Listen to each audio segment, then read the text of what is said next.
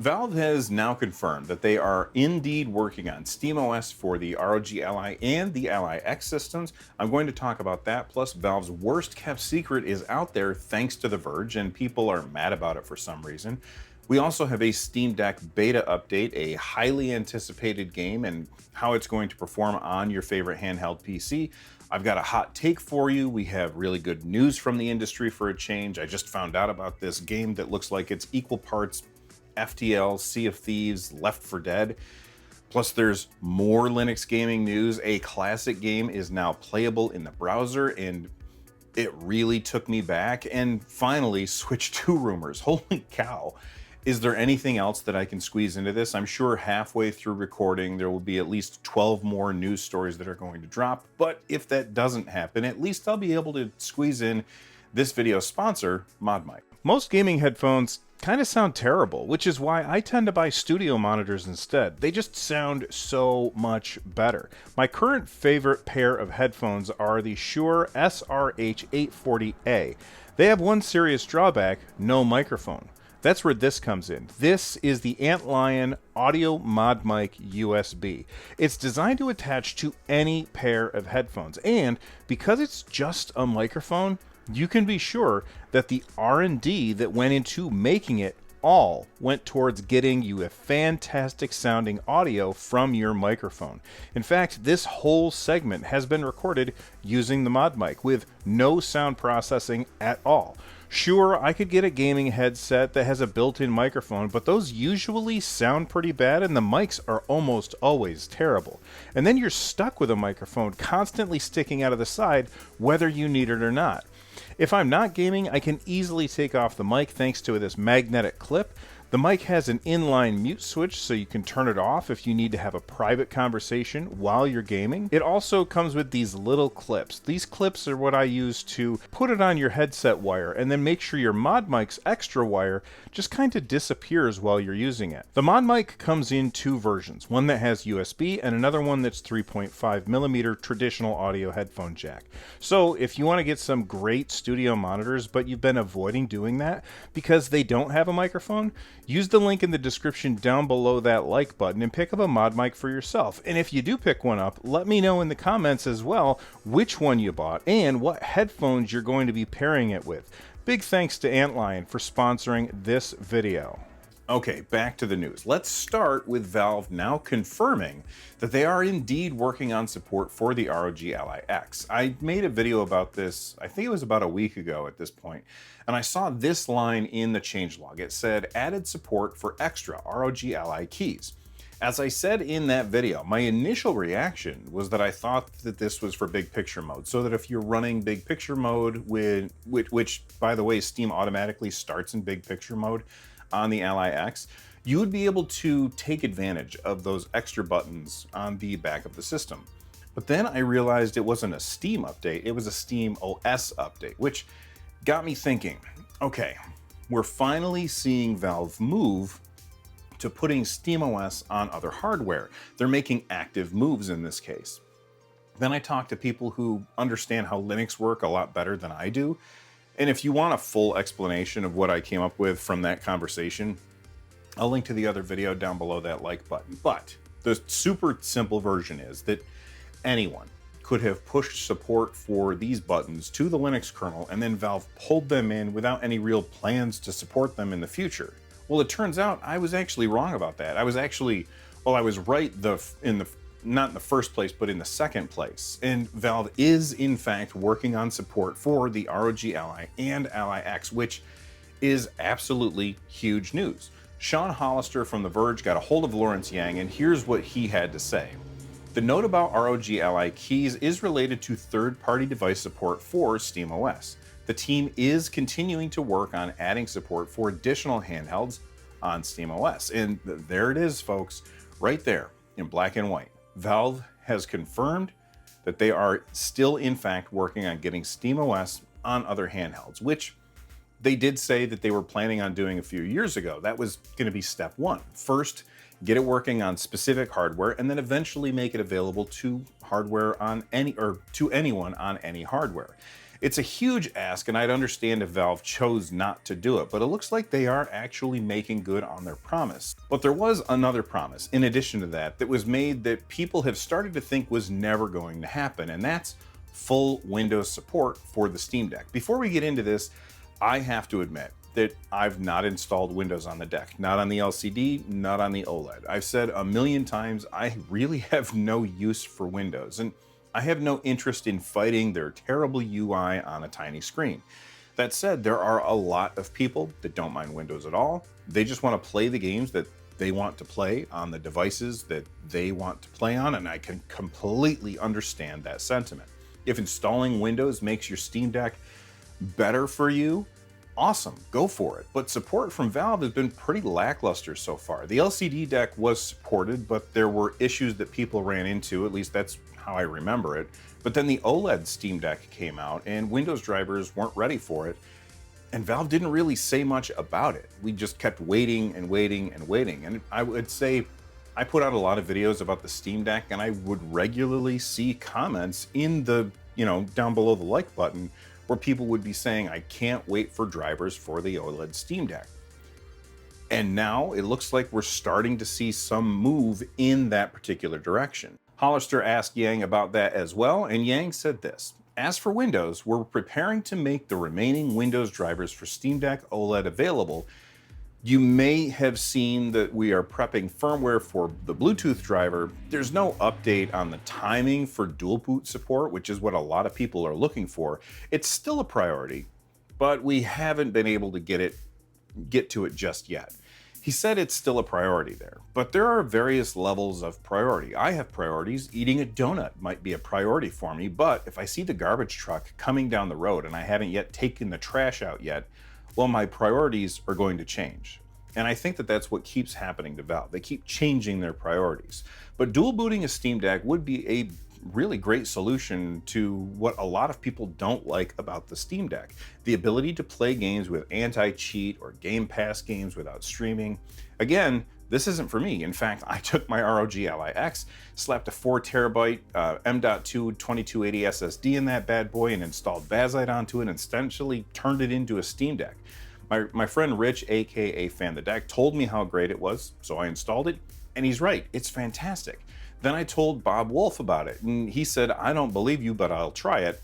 And he said, and quote, it's great, end quote. But Bazzite isn't the only way to get Linux on your ROG Ally X. You can also use Chimera, which is now fully compatible with the Ally X.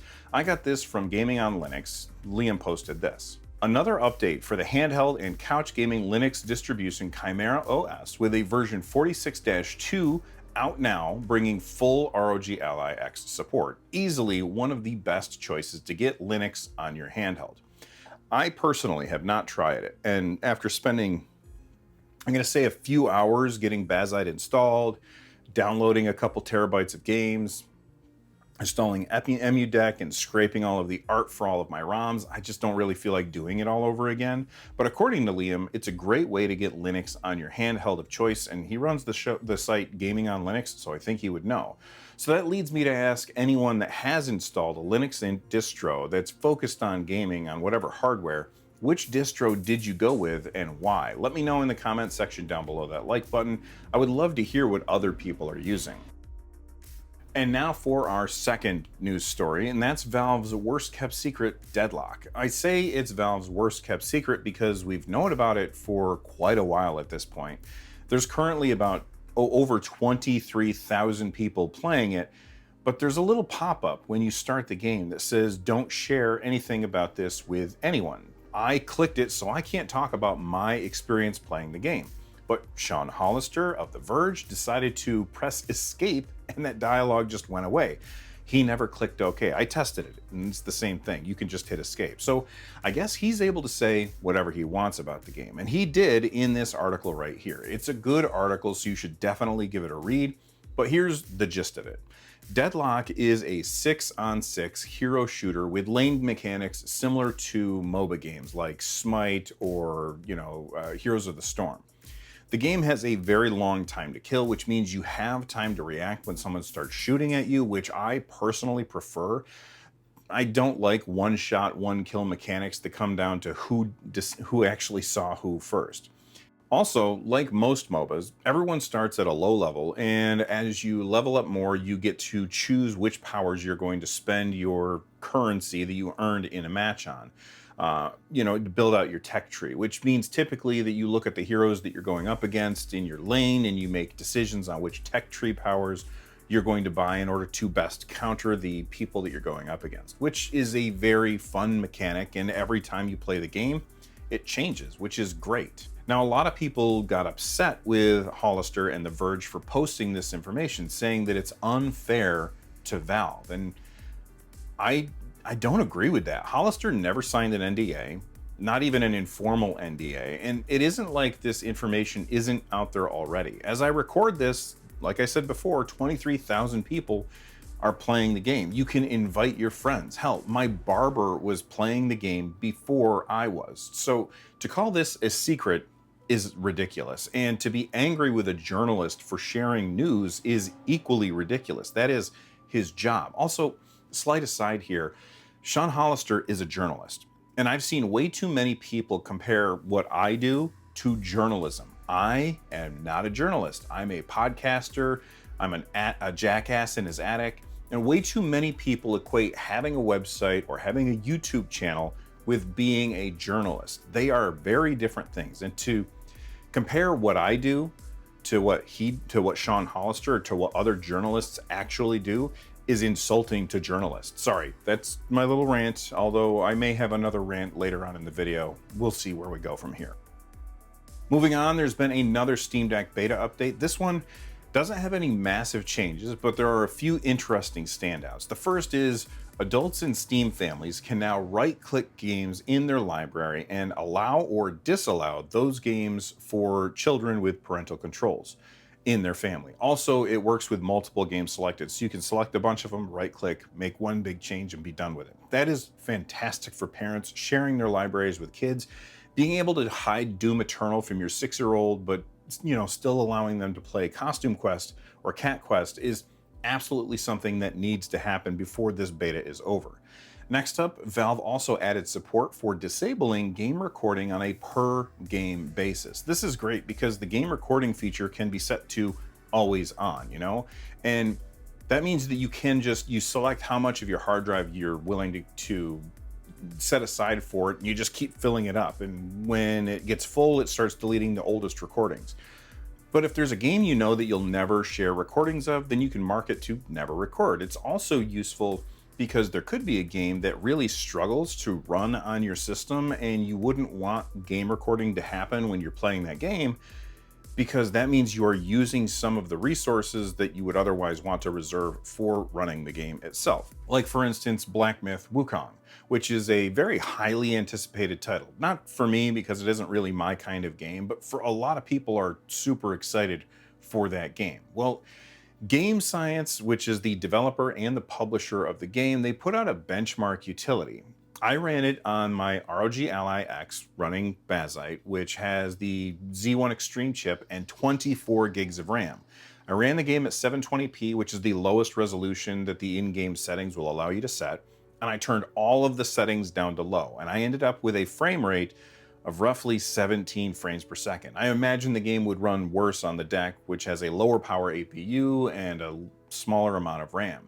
But Reddit user Teachy93 posted their settings, and they were able to get nearly a locked 30 frames per second on deck. Pause the video in order to copy their settings if you like. I'll also link to their post in the description down below the like button. By the way, I just want to take a second to give a huge thank you to all of you that have clicked that subscribe button. I just recently hit the 70,000 benchmark, and I never anticipated in a million years that I would start looking at the 100,000 subscriber milestone as a possibility, and I just wanted to say thank you all for the support. Okay, I've got that hot take that I promised you earlier. I keep seeing this posted with people that are angry about it, but apparently the showrunners working on the Yakuza Show told the cast not to play the games. They wanted to go a different direction. And I have to say, I don't think that automatically makes the show bad. First of all, it isn't on the cast to make sure that the show sticks close to the source material. That's the job of the writers, that's the job of the directors. The cast's job is simply to make their characters believable. Yeah, that's what a real person would do in that situation. That's it. Secondly, I also think it's fine for adaptations to deviate from source material as long as it still tells a good story and it's told well. I don't care if changes are made. Now, there's going to be people that will say, look at Halo, they didn't stick to the source material and it was bad. And I have to admit, I didn't watch Halo. But here's the thing. There are a lot of adaptations that stick close to the source material and are bad. There's a lot of adaptations that don't stick to the source material and are bad. And the same can be said in the other direction. You know, stuff can be good too. The quality of an adaptation, you know, a video game adaptation or anything really, should be considered separate from whether or not it sticks to the source material. If they tell a good story with good writing and good acting and good directing, I don't really care if it follows the same beats that we all see in the game. I mean, hell, if I wanted to see the same thing, I could just play the game again anyway. And the other thing that I can't stand is when people are constantly saying, well, this is going to ruin the Yakuza games. No. Just because something new exists, it doesn't make something old suddenly terrible, even if you didn't like the new thing. Anyway, sorry, there's rant number 2, done. Moving on to some possible great industry news for a change. Remember when Microsoft shadow dropped Hi-Fi Rush, and then they said it met all key metrics of success in spite of a lack of real marketing push from Microsoft? Pepperidge Farm remembers. But Pepperidge Farm ain't just gonna keep it to Pepperidge Farm self free of charge. You also probably remember when Microsoft announced that they were laying that team off, even though it met all of those key metrics. And then they never really gave us good answers as to why they would do that. Well, the publisher of PUBG, of all people, Krafton Inc, just saved Tango Gameworks. They picked up the studio and the IP, so we may yet see Hi-Fi Rush returning in the future.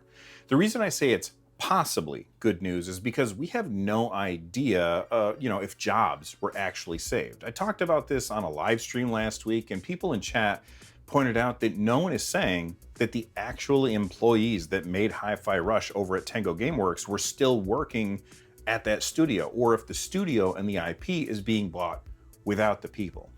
I really hope that, the PUBG publisher is able to save these jobs and, keep that team together, especially because whenever you have a team make a very successful game and then they go on to make the sequel, well, if you got the same team, then that sequel's probably going to do pretty well because they've already solved a bunch of problems together. And if you bring in a whole new team of people, usually that's where things start to muck up the works.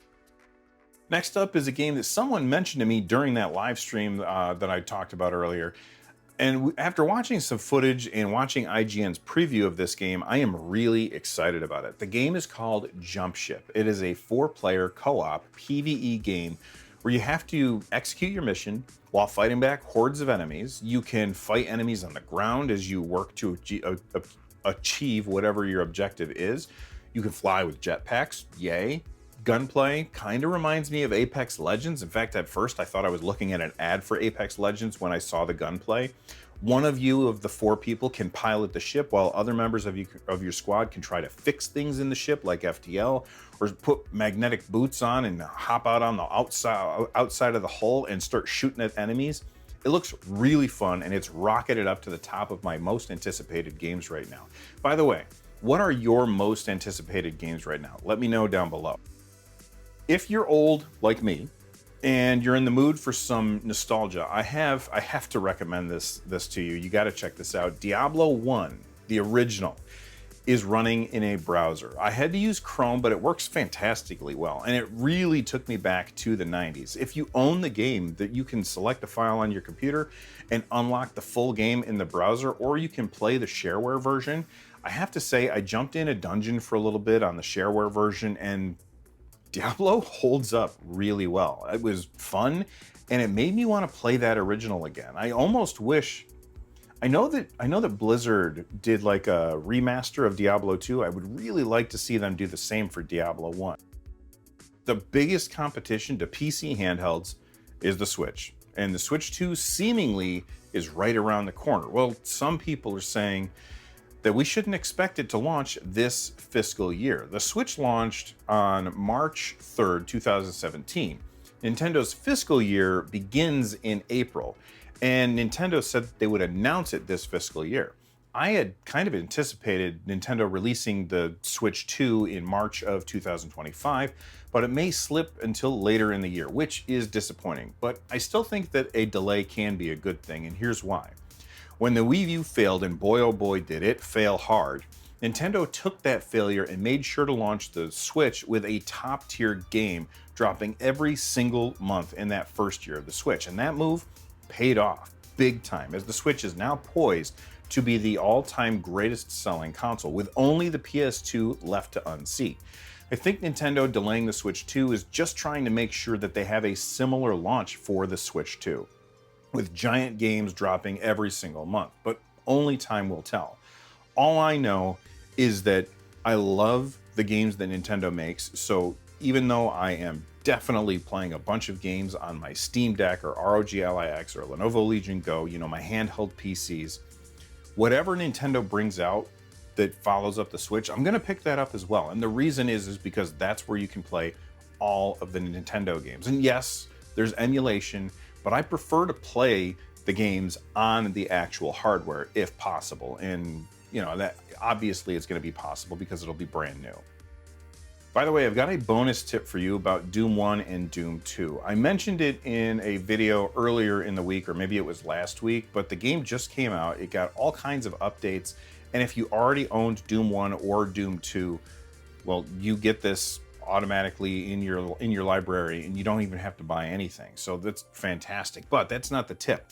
The tip is go into settings in Doom 1 and 2. Then under display, set the screen size to 11. I did a live stream for this the other day, and one of my viewers pointed it out. What it does is it gets rid of that giant gray bar on the bottom that shows like your ammo and stuff, and it makes the game take up the entire screen.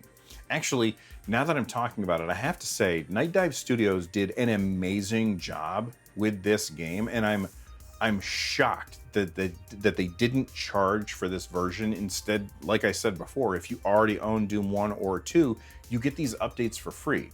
Now, if you're a Steam Deck user or you've been rocking Bazite on your ROG Ally X like I have, the game says that it's unsupported, but for the life of me, I cannot figure out why. I can assure you, I've been playing it a lot, and I've played it on the deck and the Ally, and it runs absolutely flawlessly.